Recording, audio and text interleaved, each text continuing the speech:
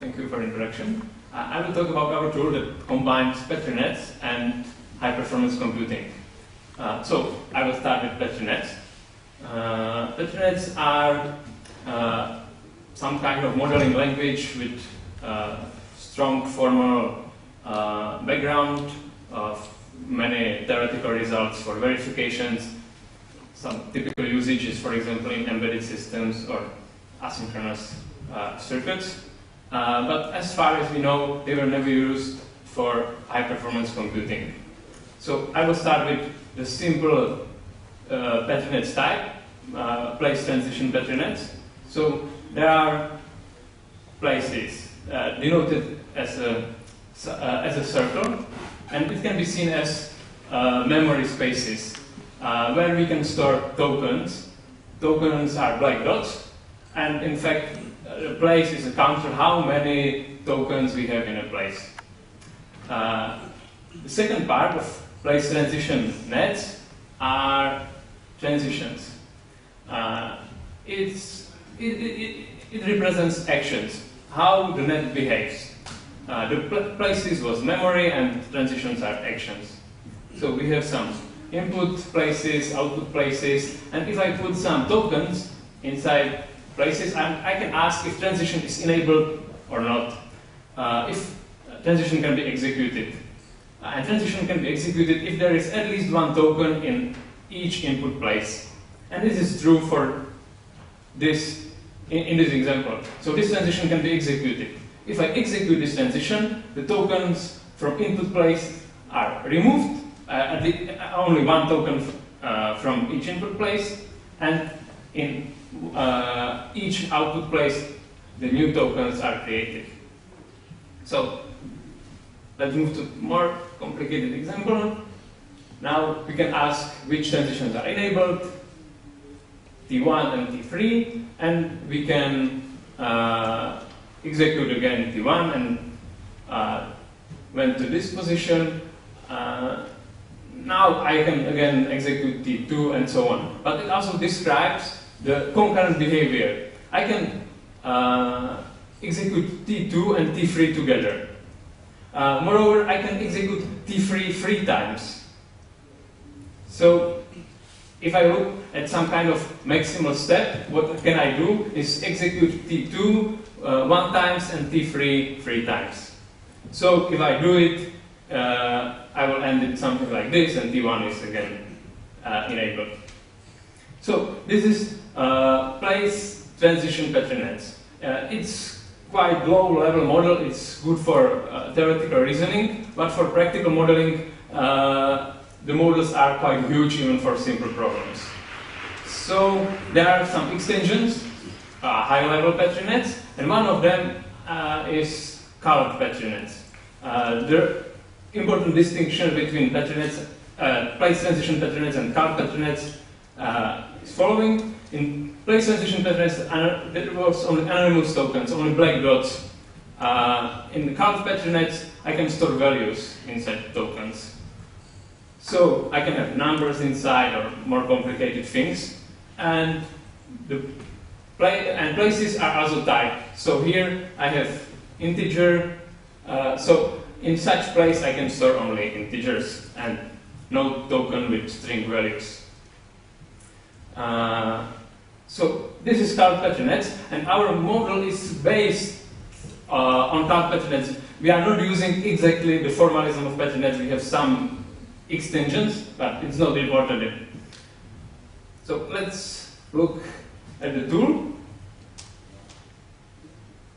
So here we have our tool and one place which can store integers, and these numbers are initial content of the place. If I execute the model or a resulting program, here there will be 4 numbers, 1, 2, 3, 4.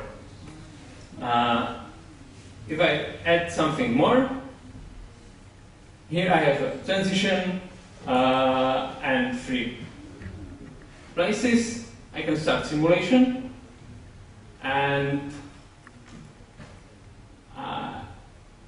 here we have the tokens, as we expected from this initial marking, and the transition should be green, at least at my screen is green, and it means that this transition is enabled. So we can execute it. So I can do it, the simulation, and what happened? The token here disappeared, so x is 2, so we had to take 20 from here and produce 4. The transition is green again, so I can do it once again, and now the number 3 disappeared, 30 and 5 is produced. It's not green anymore, so it's finished. There is a 1, but there is no 10, and I cannot take 4 because this GAR expression does not allow me to do it. If you didn't catch it, just I can model the programs in this way. But it's not what we want to do, the whole programs. We want to only model the parallel aspects and communication of the programs. We want to, sequential part should be written in normal language, sequential language, and only the parallel aspects in Petri nets. So the important thing in our approach is combination of normal languages with Petri nets. And we can do it several ways. The inscription language can be enriched by C++ types and so on. And in fact, now we have some experiment with Java and Python, but we are focused on C++. So all examples that I will show is in C++. And I will now show the most simple case how to integrate C++ code into a net and just put code into a transition. So I can edit the transition and I can put something here. The gray things I cannot modify, but I can write what I want inside the function. The interface is the second variable that allows me to use x. It is the variable used around this transition. So if I write here something,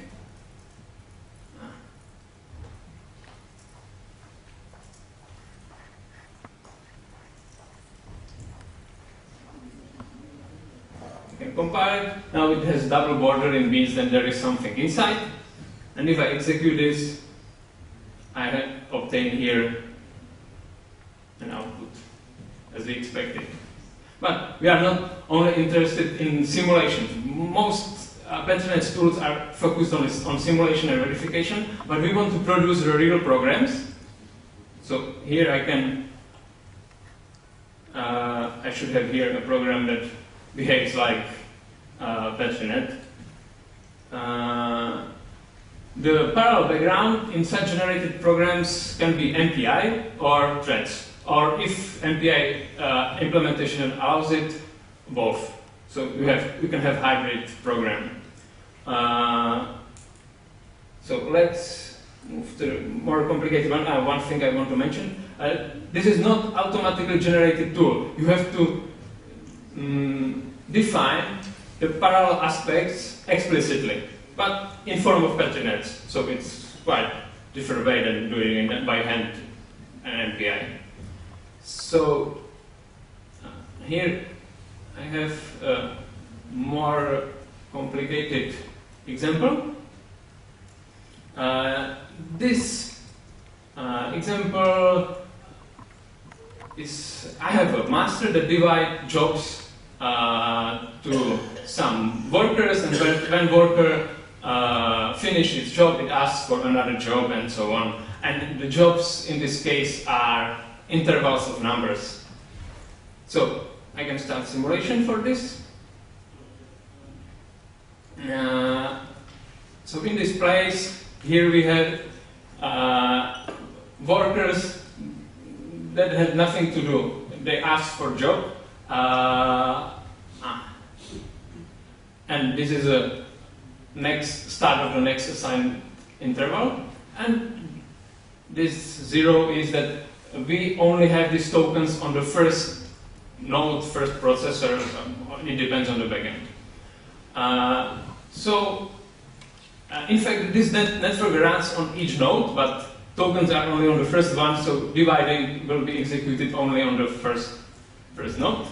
And it divides jobs to all processes, to all other processes. So on the process 1, we have interval from 0 to 10, on process 2, we have to 10 to 20, and so on.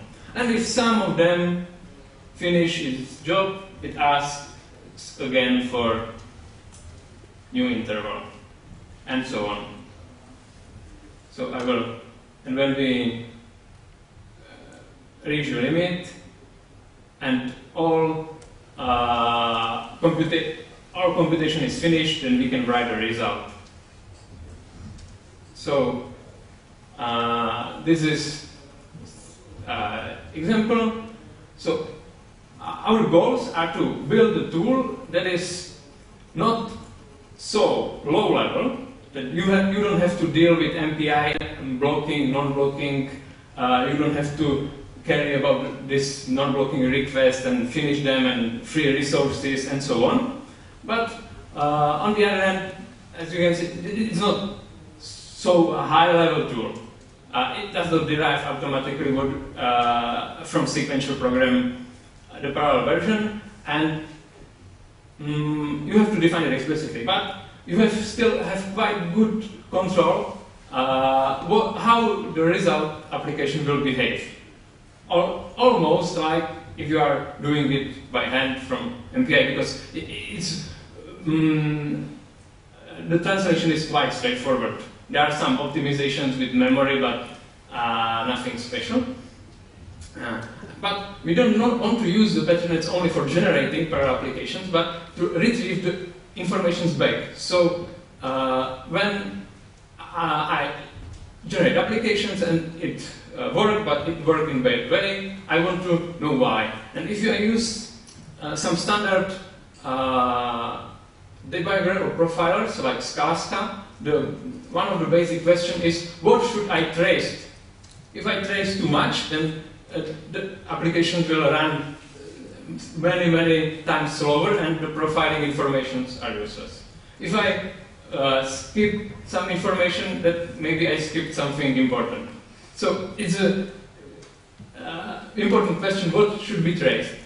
Here we implemented thing that you can say, okay, I want to trace all, or I can just select one place and I want to trace only this place. But we are on much higher level than C function calls. So even if I log everything, the logs are not too big. And if I mark these places and transitions and I generate applications, I can run this application and obtain a trace log. And now this trace log can be loaded again into our tool, and I can replay what happened in applications run. It looks like a simulation, but it is the run of C++ application interpreted in our network.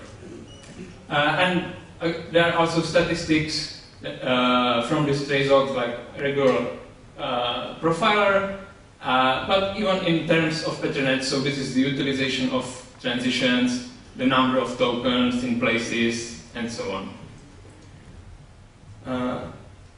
The next thing, what we also implemented are modules. So it looks like a regular Petri net with some kind of interface. So there are some inputs and outputs, and this is a simple function that sums the numbers, 2 integers on the input, 1 integer on the output. And such modules can be placed into transitions, and we use it for working with structured objects. Sometimes, if you have metrics, you want to model as one token. Sometimes you want to model one matrix as several tokens with rows or values, and it brings some synchronization problems. So we use modules, but it's written in paper. I want to show you something more new. From such modules, we can generate libraries. And the most basic one, I can generate C++ library just from this module. by the way, is named Fn. And if I generate library, I will obtain C++ library with this function. And if I call this function in ordinary C++ application, sequential C++ application, if I call this function, then it will run in parallel, or on MPI, or in threads. It depends on the backend. And then when the net is finished, the result is returned to the original application, and applications continue sequentially. This application only need to call this first function in the beginning, but it doesn't know about our tool or any other information it does need. But we only don't want to generate C++ libraries. We also want to generate Octave libraries or other high-level tools. So, but as the first tool we chosen Octave. Octave is something like MATLAB, open source MATLAB. So we support many scenarios how to use modules, but most complicated one is the following: that you have your Octave program, normal sequential program, and in one step you call our function that is generated by our tool. In fact, it creates RPC request on the server where MPI application runs. There the result is processed, returned to the Octave, translated to the Octave, and you can continue with your work in Octave. And all this chain from Octave module, RPC client, the special RPC protocol, RPC server, and the application itself, it's all generated automatically from our nets. So if you make one change in interface of the network, then the whole chain of this thing is automatically generated. You don't have any manual change in your code. So that is all what I wanted to show you. Thank you for attention.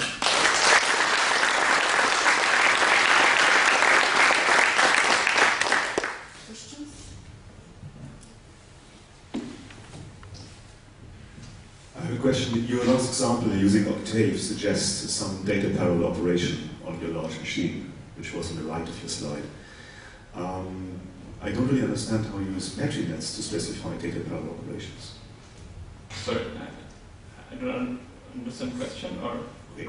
Your last example using Octave suggests from the code that I can see some data parallel operation. Yeah. Right. How do you use Petri nets to specify data parallel operations internally? Because they, for me at least, don't seem to be natural fits. You just draw a net, as I showed earlier in this example. From this, this is not data paralleling example, but this is summing to numbers. If I generate a library from this, and I can choose several things, but if I choose Octave plugin with RPC, then I generate it generates server and client, C++ client, and special. It's called Octfile. It's interface for plugging C++ code into Octave, and this behavior. And now I obtain the function that can be called from Octave and behave exactly like this network, this Petri net. And if this Petri net defines parallel behavior, then the function will be also parallel. How do you specify the data parallel behavior in Petri nets?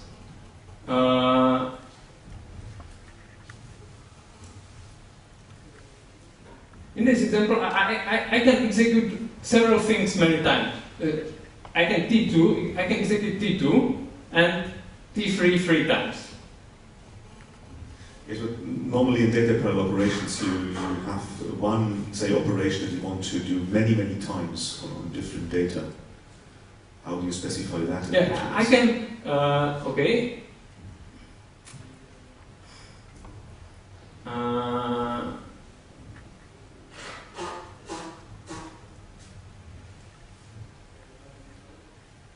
if I fill this place with many tokens, or maybe I will slightly modify this.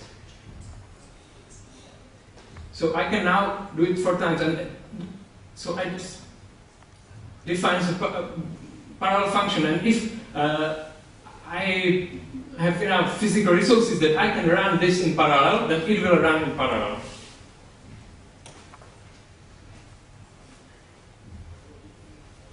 It's a bit of a follow-up, because if you click it like this, then a priori the semantics is sequential. No. If the simulation is now is sequential, but if there are enough threads, then you execute them all at the same time. Yeah, they will be executed at the same time. And it's statically scheduled, so so basically you generate code from that, or the C++ code in there. Yeah, if there are 3 threads, then each thread will take 1 token and process the transition. But it's not deterministic which thread will take which token. So it's a thread-based execution model. That's right. So you're mapping this to concurrently executing threads, possibly parallel. But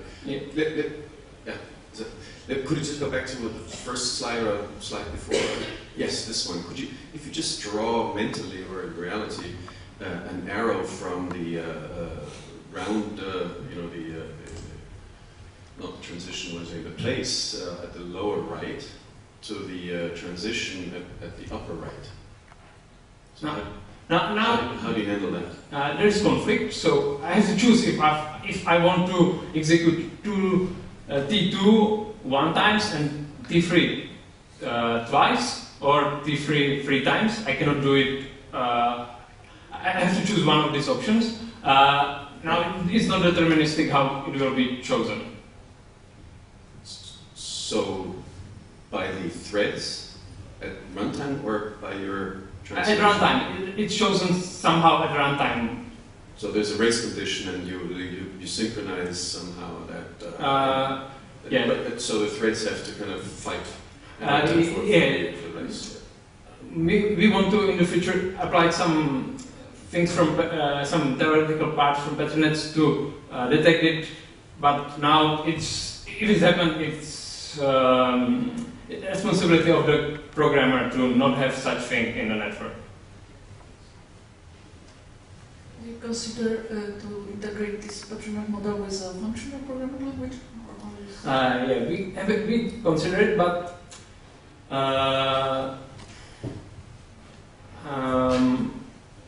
we work mostly with practitioners and ask what they want, and they want to use C++.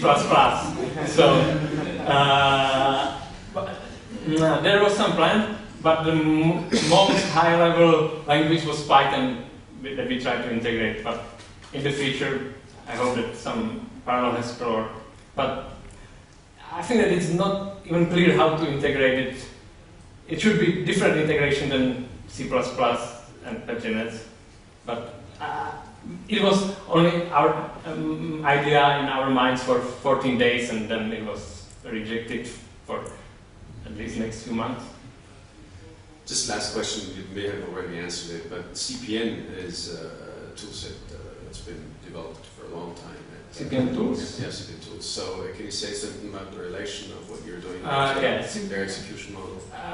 The CPN tools was our inspiration, and if you don't know CPN tools, the models looks very similar to our pictures, but the CPN tools is modeling language. It's modeling tool. You can model things, but you can create application from it. You can model more things. You can make analyses. You can generate state space, and so on. And it's much time slower than C++ because it uses standard ML as a backend. But it's not programming language. It's not programming tool. It's modeling tool. So you obtain a model. You can run simulation, but if you want to program, you have to start from scratch in some different language. And there is no debugging features, because it's a completely different thing from what CPN tools do. Okay, now let's thank the speaker again.